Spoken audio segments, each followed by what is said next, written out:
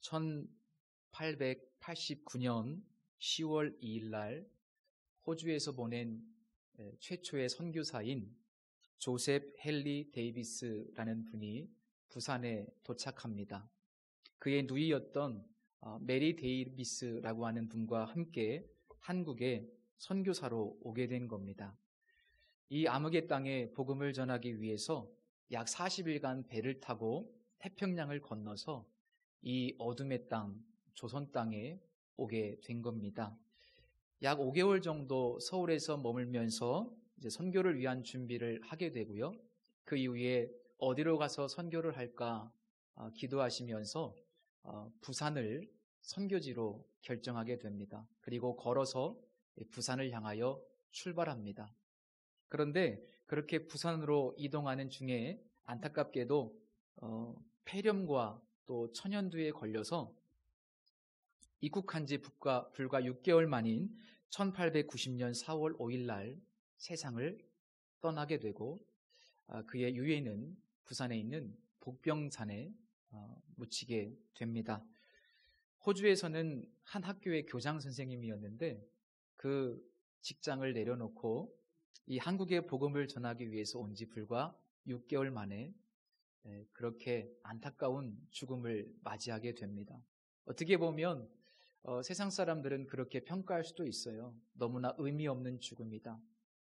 안타까운 죽음인데 무의미한 죽음처럼 그렇게 치부할 수도 있습니다. 그런데 놀랍게도 이 사건은 당시 호주 교회에 굉장한 엄청난 영적인 각성을 불러 일으키게 되고 결과적으로는 약 180명 정도 되는 선교사들이 이 조선 땅을 향하게 되는 더 큰 열매로 결과가 나타나게 됩니다. 그래서 훗날 교회 사가들은 이렇게 평가를 합니다. 한 알의 밀알이 땅에 떨어져 많은 열매를 맺었고 그러한 헌신이 있어서 이 땅이 밝은 빛을 보게 되었다. 모두가 어둠 가운데 있을 때 이 땅에 빛을 비추려고 했던 사람들을 통해 이 땅은 놀라운 복음의 빛을 보게 되었다. 예수님께서 길을 가실 때에 날 때부터 맹인된 사람을 만나고 그를 주목해 보십니다. 오늘 본문에 보면 두 개의 중요한 표현이 있는데 하나는 빛이라고 하는 단어와 또 하나는 실로암이라는 단어입니다. 이 두 개의 단어를 보면 이 시기가 유대인의 3대 명절 중에 하나인 초막절 기간이라는 것을 짐작해 볼 수 있습니다. 왜냐하면 초막절 기간에는 매일 저 실로암 연못에 있는 물을 떠다가 제단에 붓는 의식을 행했고 그리고 마치 불꽃 축제를 하듯이 이 초막절 절기의 하이라이트는 어두운 밤 예루살렘 거리에다가 횃불을 밝혀서 온 거리를 밝게 비추는 이 빛의 축제가 하이라이트였기 때문입니다. 주님께서는 안타까운 시선으로 이 맹인을 보고 계시는데 제자들은 그때 이렇게 질문을 하지요. 이 사람이 맹인으로 난 것이 누구의 죄 때문입니까? 그의 부모의 죄 때문입니까? 아니면 자기의 죄 때문입니까? 초막절은요, 우리가 알고 있다시피 과거 이스라엘 백성들이 40년 동안 광야 생활할 때 그들을 먹이시고 입히시고 돌보시고 보호하신 그 하나님의 은혜를 감사하는 절기인데 안타깝게도 제자들은 은혜의 눈이 아니라 율법의 눈을 가지고 있다는 것이 이 본문의 아이러니입니다. 제자들의 질문은 죽음과 고난이 죄로 인한 것이다 라고 하는 이 하나의 큰 신학적 전제에서 나온 질문입니다. 죽음과 고난이 죄로 인한 것이다. 사실 이 가치관은 당시 모든 유대인들이 가지고 있었던 보편적인 가치관이었습니다. 그래서 그들은 원인이 있기 때문에 결과가 있다. 이런 가치관에 익숙해 있습니다. 물론 그 신학적인 전제가 틀린 것은 아니죠. 죽음과 고난이 죄로부터 나온 것이다. 이 자체가 틀린 것은 아닌데 모든 사건에 모든 일들에 어떤 원인이 있을 것이다. 그리고 그 원인은 죄일 것이다 라고 해석하는 것은 올바르지 않다고 주님께서 말씀하십니다. 그 증거가 바로 주님의 대답입니다. 그에게서 하나님이 하시는 일을 나타내고자 하심이라. 이 말씀은 하나님께서 당신이 하시는 일이 무엇인지를 드러내시기 위해서, 우리는 그 신비를 알지 못하지만 하나님은 하나님이 무슨 일을 하시는지를 세상에 보여주시기 위해서 하나님의 도구로 이 맹인을 이 땅에 보내셨다라고 말씀하고 있는 겁니다. 하나님이 하시는 일을 나타내고자 하심이라. 오후 5시에 온 사람이라는 책이 있습니다. 송병주 목사님이라는 분이 쓰신 책인데, 이 내용에 보면 참 안타까운 한 여인의 고백이 들어있습니다. 제가 이 고백을 언젠가 읽고 참 가슴이 뭉클했던 적이 있었습니다. 이 자매는 청년 시절에는 선교사가 되고 싶다라는 마음을 품을 정도로 굉장히 믿음이 좋았고 신실한 자매였습니다. 그러나 선교지로 나가지는 않았어요. 나중에 이제 결혼을 하게 되고 연거푸 3명의 아이들을 낳게 되었는데, 안타깝게도 이 3 아이 모두가 중증 장애아로 태어나게 된 겁니다. 한 명도 아니고 3명의 아이가 모두 다 그런 겁니다.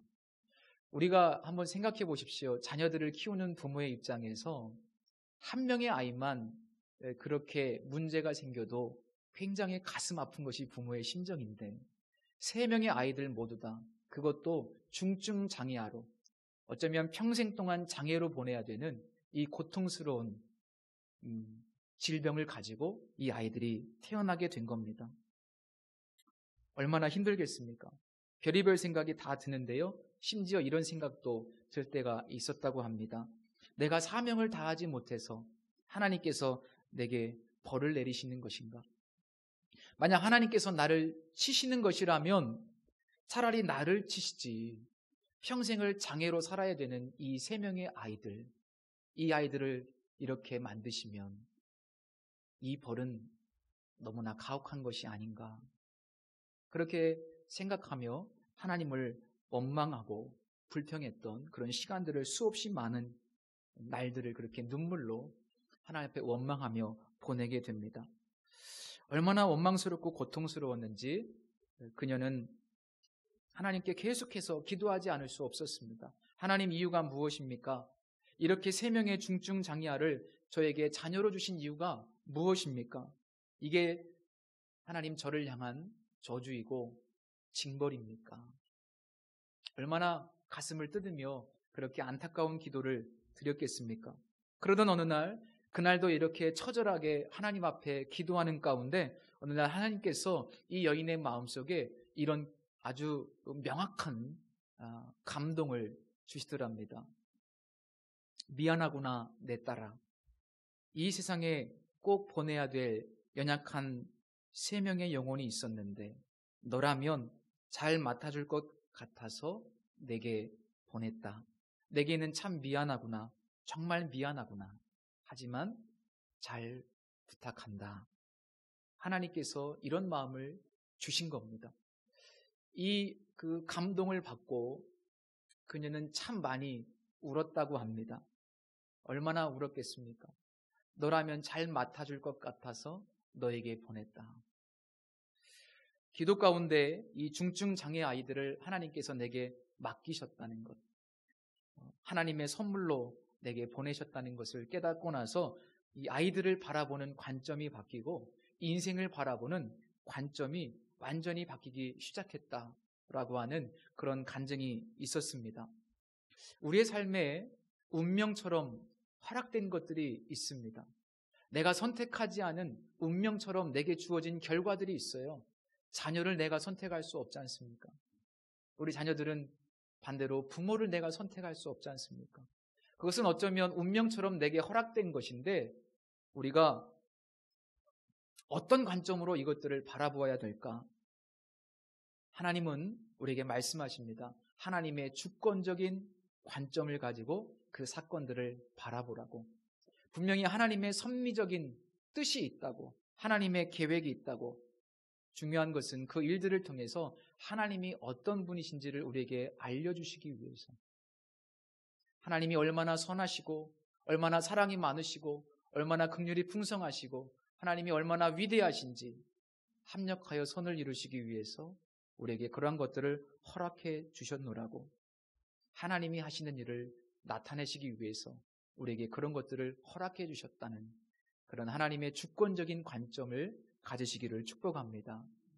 이어지는 오늘 본문 4절과 5절 말씀에 보면 예수님은 이 사건을 통해서 이 어둠 가운데 빛을 주는 것이 바로 당신의 사명임을 말씀하시고 있습니다. 내가 세상에 있는 동안에는 세상의 빛이로라, 이렇게 말씀하십니다.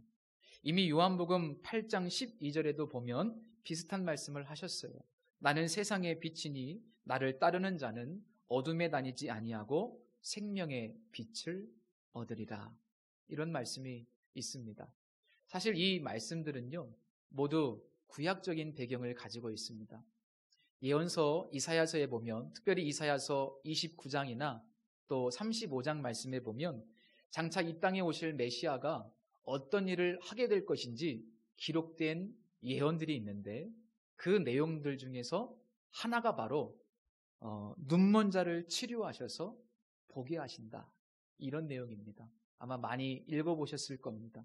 메시아가 이 땅에 오시면 눈먼 자를 치료하셔서 다시 보게 하시는 일, 실제로 누가복음 4장에서도 예수님은 회당에서 이사야서의 말씀을 읽으시면서 그런 말씀을 하셨습니다. 주의 성령이 내게 임하시면 눈먼 자들이 다시 보게 되는 그런 역사가 있을 것이다.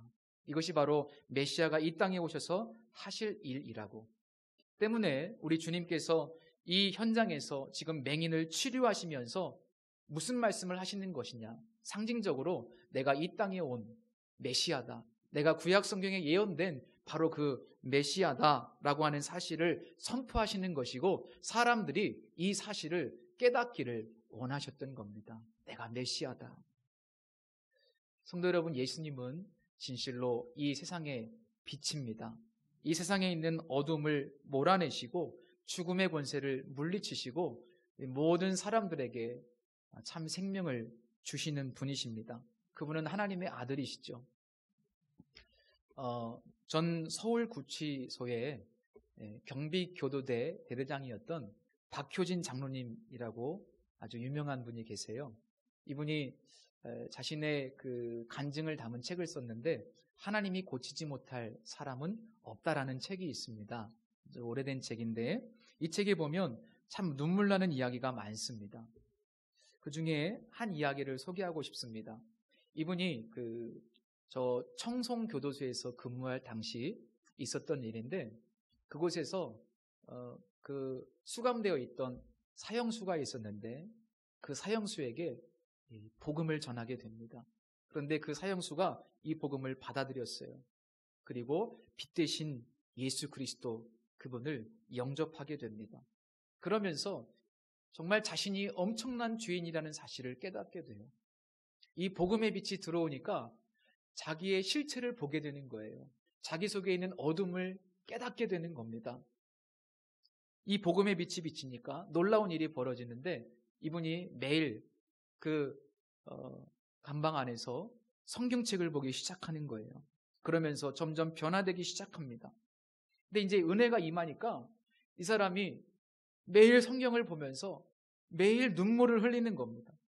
그러니까 이 같은 방에 있던 소수의 죄수들이 이 사람이 매일 눈물을 흘리면서, 그럴 사람이 아닌데 눈물을 흘리면서 성경책을 보면서 계속 우니까 주변에 있는 사람들이 이제는 이상하게 생각을 하는 겁니다. 시간이 얼마나 흘렀을까요? 그러던 어느 날 이 사형수가 그 방에 있던 몇 명의 동료 죄수들을 부릅니다. 내 할 이야기가 있다. 다 모여봐라. 사람들이 둘러앉아 모였습니다. 그런데 말주변은 없고 어떻게 복음을 전해야 되는지도 잘 모르겠고, 그러니까 이 사형수가 그냥 사람들 모아놓고 계속 울기만 하는 겁니다. 그런데 이것은 가식적인 울음이 아니에요. 예수 그리스도의 십자가의 복음 때문에 우는 뜨거운 눈물이에요. 얼마나 울었을까? 한 1시간 정도 눈물을 흘리며 정말 울었는데, 놀랍게도 이 울음이 한 사람 한 사람에게 전염되기 시작합니다. 그러면서 그 감옥에 있는 사람들 한 사람 한 사람 같이 눈물을 흘리기 시작하는 거예요.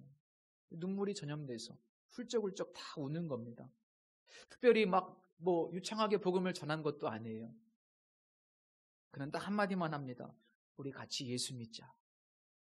우리 같이 예수 믿자. 그런데 사람들이 놀랍게도 눈물을 흘리며 예수님을 영접하는 놀라운 기적이 이 방 안에서 일어나게 됩니다. 그래서 결국 그 방 안에 있던 사람들이 다 예수님을 믿게 돼요. 그리고 다 변화되게 됩니다. 그런데 어느 날 이 사형수가 이 장로님에게 찾아와서 또 부탁을 하는 겁니다. 방을 좀 옮겨달라고. 왜 방을 옮겨달라고 부탁할까요? 다른 방에 가서 또 복음을 전하고 싶은 거죠. 이제 사형 집행일이 얼마 남지 않았으니까 그 남은 시간 동안 하나님을 위해서 최선을 다해서 살고 싶은 건데 자기가 할 수 있는 게 없으니까 다른 방에 보내달라는 거예요. 그래서 부탁을 들어줬습니다. 또 다른 방에 가서 성경 보면서 또 은혜를 누리고 또 계속 우는 거예요. 뭐 할 게 없어요. 계속 눈물로 말씀 읽고 기도하고 그러는 거예요. 주변에 있던 사람들이 처음엔 어떤 생각을 품었을까요?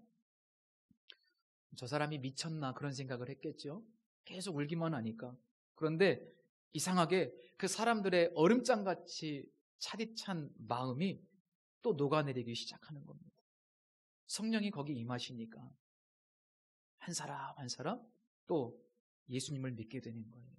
정말 기막힌 일들이 이 청송교도소 안에서 일어나게 됩니다. 저는 잘 몰랐는데 이 책에 보니까 청송교도소는요 정말 죽음의 땅이랍니다. 가장 악랄한 죄수들만 가는 곳이 청송교도소래요. 저는 그때 알았어요. 그러니까 정말 야수 같은 사람들입니다. 정말 무서운 사람들입니다. 그런데 거기에 있었던 한 사람에게 이 복음의 빛이 들어가니까 여기에 있는 어둠이 물러가기 시작하는 거예요. 예수 그리스도 그분이 그곳에 임하니까 그 차디찬 곳이 정말 성령의 역사가 충만한 땅으로 변화되기 시작하는 거예요. 이것이 놀라운 복음의 역사입니다. 그래서 이 짐승 같은 사람을 통해서 많은 사람이 예수님을 알게 되고 변화되고 새로운 삶을 살게 되는데요. 감옥에서 전도하고 남은 시간이 얼마 없으니까 열심히 전도하고 또 그곳에서 일해서 번 돈으로 다른 죄수들에게 용돈을 주고 또 감옥에서 번 돈으로 11조 헌금을 드리고 싶은데 예배당을 갈 수 없으니까 그 돈을 가지고 빵과 우유를 사가지고 거기에 장기 복역수 노인들 연세 많으신 분들에게 빵과 우유를 섬겨드리고 이런 성자도 없죠. 감옥에서 이런 엄청난 회복의 역사, 놀라운 역사들이 이 교도소 안에서 일어나게 됩니다. 저는 이 이야기를 읽으면서 참 감동을 받았어요. 예수 그리스도의 복음의 능력은 이렇게 엄청나구나. 이분은 훗날 교수형을 당할 때도 다른 죄수들과는 달리 정말 찬송을 부르면서 감격스럽게 천국을 사모하며 그렇게 최후를 맞이했다고 기록되어 있습니다. 이게 복음의 능력이지 않습니까? 빛이 임하게 되니까 예수 그리스도의 복음을 깊이 깨닫고 나니까 삶이 완전히 달라지는 거예요. 그의 삶이 빛으로 어둠을 몰아내는 빛으로 생명의 역사의 주인공으로 우리 하나님께 쓰임받게 되는 것이죠. 어떤 분이 이런 기도를 드렸는데 우리 모두의 기도가 되었으면 합니다. 빛 대신 주님, 저와 함께 머무시어 제가 당신의 빛으로 빛나게 하시고 세상이 제 빛으로 밝아지게 하소서. 예수님께서는 자신을 세상의 빛이라고 말씀하신 후에 이 맹인을 치료해 주시는데요. 이 내용 읽으시면서 어떤 생각이 드셨습니까? 참 이해하지 못할 내용이다. 이런 생각 많이 하셨죠? 저도 마찬가지였습니다. 예수님의 행동을 한번 보십시오. 우선 예수님은 땅에 침을 뱉어서 진흙을 이겨 눈에 바르십니다. 진흙을 이겨서 눈에 바르실 정도로 침을 뱉으셨어요. 엉뚱하게도 저는 진짜 엄청난 침을 뱉으셨구나. 이 침의 양이 얼마나 될까? 참 뚱딴지 같죠, 그죠? 그런 생각을 해보다가도 정말 예수님 왜 이렇게까지 하셨을까? 그 뜻을 몰랐을 때는, 그러니까 침을 막 뱉어서, 오늘 우리가 생각하는 침 더럽지 않습니까? 유대인들도 마찬가지예요. 유대인들도 그 침을 더럽게 생각했어요. 아주 비천하게 생각했습니다. 그런데 그 침을 뱉어서 진흙을 이겨 눈에 바르고, 여기서 끝이 아니고 또 명령을 하시는데 참 어려운 말씀을 하십니다. 그 눈에 진흙을 바른 다음에 그 상태로 저 실로암 연못에 가서 이걸 씻고 오라는 거예요. 실로암 연못은 기온 샘물이 이렇게 흘러내려서 가장 낮은 곳에 있는 샘물입니다. 그럼 거기까지 이 맹인이 가는 것이 얼마나 힘들겠습니까? 더군다나 눈에 진흙까지 바르고, 지금 초막절 절기 명절 기간인데 예루살렘에 사람들이 엄청나게 많을 때, 그런데 맹인이 눈에 진흙까지 바르고 저 밑에까지 실로암까지 내려간다? 이거는 우리 아이들 말로 참 쪽팔리는 일입니다. 네? 사람들이 그럴 수도 있어요. 이 병신이 지랄한다고. 아니, 진흙까지 눈에다 바르고 맹인이 거기까지 떠듬떠듬 내려간다고 생각해 보세요. 얼마나 사람들이 손가락질하고 조롱하고 멸시하겠습니까? 그냥 고쳐주시지. 실로암이라는 이름의 의미가 해설에 잘 나와 있는데 보냄을 받았다라는 의미입니다. 사실 예수님의 이 행동은 아주 상징적인 의미가 들어있습니다. 자, 예수님께서 이 맹인을 보내십니다. 그런데 그냥 보내시는 것이 아니라 이 흙에 진흙에 침을 뱉어서 진흙을 이겨서 그의 눈에 바르시고, 그리고 소경이 이해할 수 없는 명령, 저 실로암 못에 가서 씻으라고 말하는데, 놀라운 것은요, 이 소경이 한마디 대답이 없습니다. 어떤 불평도 없습니다. 대꾸가 없습니다. 오늘 성경 말씀에 소경의 말이 단 한마디도 기록되어 있지 않습니다. 그냥 순종해서 저 낮은 곳으로 실로암으로 내려가죠. 이 장면이 무엇을 보여주는 걸까? 저는 이 맹인의 모습을 보면서 예수님의 모습이 겹쳐 보이기 시작했습니다. 바보처럼 아무 말 없이 가장 낮은 곳으로 실로암으로 내려가는 이 소경의 모습을 보면서 저는 정확하게 예수 그리스도 그분의 모습을 보게 됐습니다. 하나님께서 예수님을 이 낮고 낮은 땅으로 보내셨어요. 저 하늘 위에 계시는 분이 이 낮고 낮은 땅 위에 오셨습니다. 인간이 되셔서. 그것도 정말 냄새나고 더러운 소 키우는 마구간에 정말 낮은 곳으로 오셨어요. 정확히 실로암의 의미처럼 예수님도 보내심을 받은 존재입니다. 그리고 맹인이 수많은 인파가 모인 이 명절에 더러운 진흙을 눈에 바르고 저 실로암 연못에 내려가면서 온갖 창피와 조롱과 수치를 당하게 되듯이 왕 되신 예수 그리스도께서도 이 명절에, 유월절에 십자가를 지시면서 사람들에게 온갖 수치와 조롱과 멸시를 받게 됩니다. 사람들은 예수님에게 침을 뱉습니다. 그리고 조롱합니다. 때립니다. 멸시합니다. 그 맹인이 도저히 받아들이기 어려운 이 요구 앞에 단 한마디 불평과 원망도 없이 그저 순종했듯이 예수님도 저주의 십자가를 지라는, 십자가 위에서 죽으라는 그 하나님의 명령 앞에 마치 도수장으로 끌려가는 어린 양같이 아무 말씀도 없이 그 하나님 아버지의 명령에 순종하여 십자가를 지십니다. 나의 원대로 마옵시고 아버지의 원대로 하옵소서. 왜 그렇게 하셨습니까? 어둠 속에 있는 우리들에게 빛을 주시기 위해서죠. 우리에게 생명 주시기 위해서, 우리를 살려주시기 위해서 예수님은 이 맹인처럼 온갖 고통과 멸시와 조롱을 참아 내셔야만 했습니다. 이 빛을 본 사람, 이 빛을 소유한 사람은 그래서 진실로 행복한 사람입니다. 이 복음을 가진 사람은 빛을 본 사람입니다. 결국 이 맹인의 이야기는 우리 모두의 이야기이고 우리가 이 놀라운 기적의 주인공입니다. 또한 이 사건은 우리에게 메시지를 주고 있는데요. 주님의 모습을 통해서 우리가 예수 그리스도를 믿는 사람으로서 어떠한 삶을 살아야 될 것인가, 주님과 하나님과의 관계를 통해서 우리도 역시 그렇게 살아야 된다고 말씀하십니다. 그래서 첫 번째는 낮은 곳으로 가라는 말씀입니다. 주님께서 이 낮은 곳으로 오셨듯이, 맹인이 그 실로암 가장 낮은 연못까지 내려갔듯이 우리로 하여금 낮은 곳으로 가라고.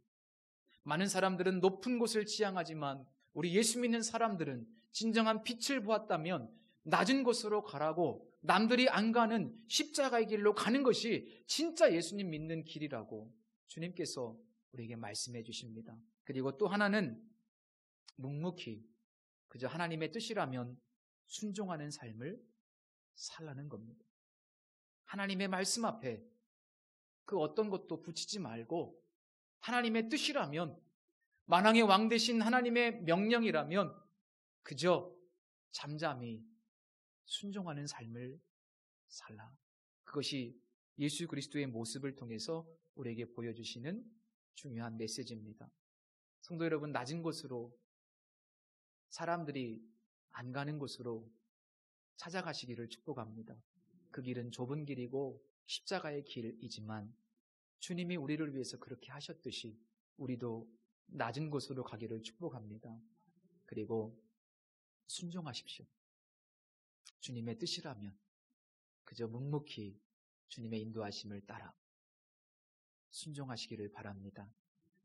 독일의 매우 유력하고 부유한 영주의 가문에서 태어나서 1700년부터 1760년까지 살았던 니콜라스 폰 진첸도르프라고 하는 아주 유명한 분이 계십니다. 이분은 백작이었는데 훗날 모라비안 교회의 창립자 중에 한 분이 되십니다. 우리가 잘 알고 있는 웨슬리가 이 모라비안 교도들이 함께 찬양 부르는 것을 통해서 은혜를 받고 회심을 하지요. 이분은 굉장히 큰 영주의 아들이었는데 재산이 어마어마하죠. 그런데 이 많은 재산을 다 가난한 사람들을 위해서 사용했다고 전해지고 있습니다. 왜 그랬을까? 도대체 무슨 사연이 있었기에 그토록 철저히 자신을 희생하면서 이타적인 삶을 살 수 있었을까? 청년 시절로 거슬러 올라갑니다. 19살 즈음에 청년이었을 때 그는 학업을 마치기 위해서 유럽의 수도들을 방문했었습니다. 여러 군데, 이제 가정에서 교육적으로 여러 군데를 보낸 거예요. 둘러보면서 살게 되었는데, 그러던 어느 날 뒤셀도르프에 있는 미술관에서 가시관을 쓰신 예수라고 하는 그림이 있었는데 그 그림을 보게 됩니다. 이 그림은 도메니코 페티라는 사람이 그린 이 사람을 보라 라는 그림이었습니다.